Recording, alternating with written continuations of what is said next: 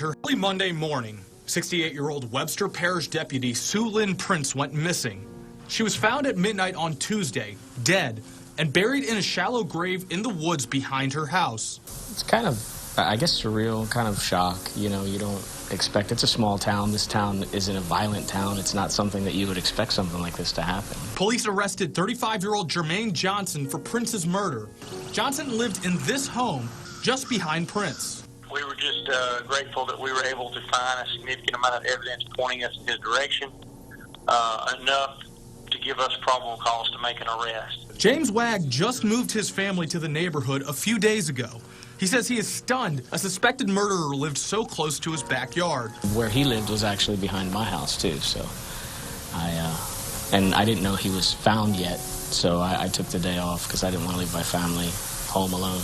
After an incident like this happened so close to home, Wagg says he is taking every precaution to keep his wife and children safe. It just kind of makes you think twice. I just told him, you know, we got to be real careful. Always be aware of your surroundings, no matter where you are, I think, in this day and age. If you're a cop, here's something you have to be wary of. Here's something you have to be aware of in your surroundings at all times. That black-on-white hostility directed at cops is now mainstream and easy to find from public officials, from family members of people who kill cops, and lots of other places. Let's look at a few recent examples. If I was going to carry a weapon, it wouldn't be against you. It wouldn't be against these people who come here that I might have a dispute with. Mine would be for the police.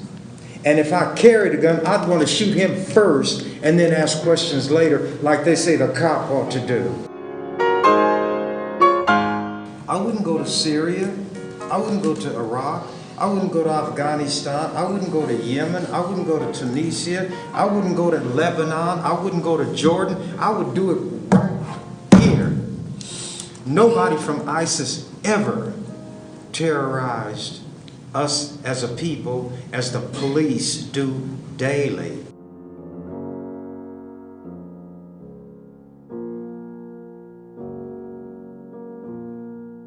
The man accused of shooting a Wauwatosa police detective is accused of putting a gun to a woman's head in a robbery just days before 19-year-old Najee Harmon, who is in jail tonight. 12 News' Colleen Henry has been digging into Harmon's past and found he has a violent history. He's a good friend of ours.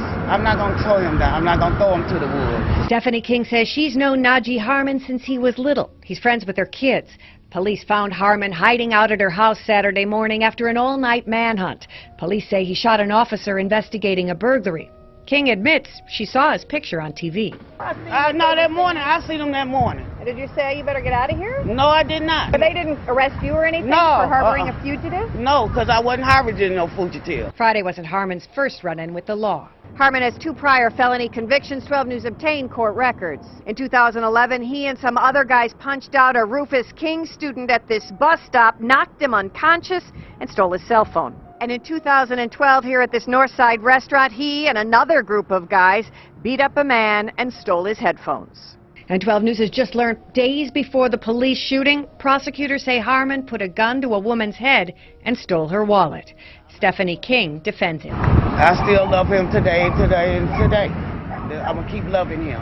Yeah. Because to me, he ain't do no wrong. He just shot a cop. He just shot a cop.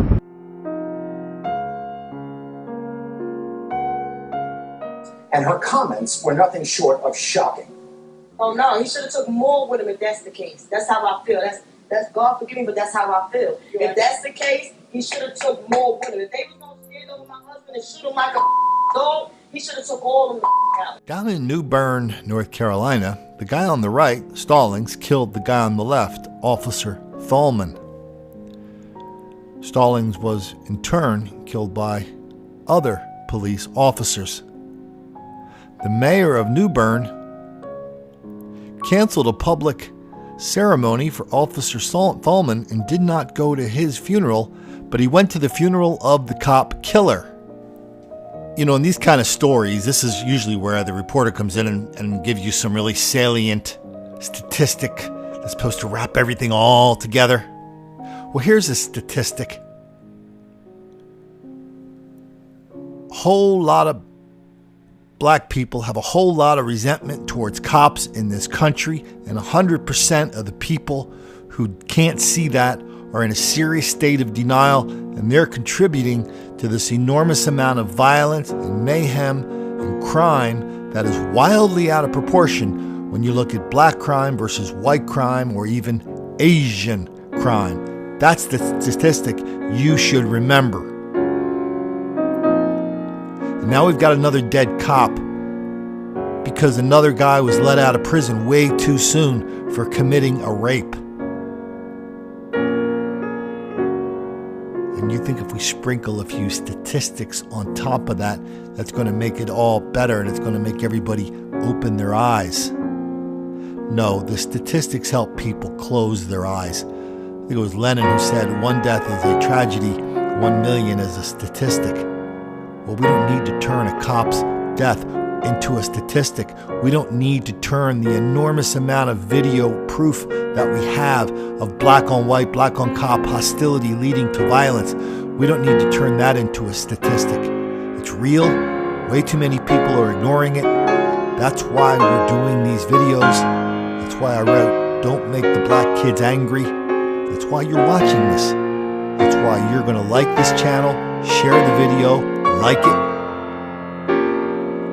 Why you're going to read Don't Make the Black Kids Angry, share that, because this whole idea of black victimization is the greatest lie of our generation, and the only way we can fight it is with the truth in these videos and in Don't Make the Black Kids Angry.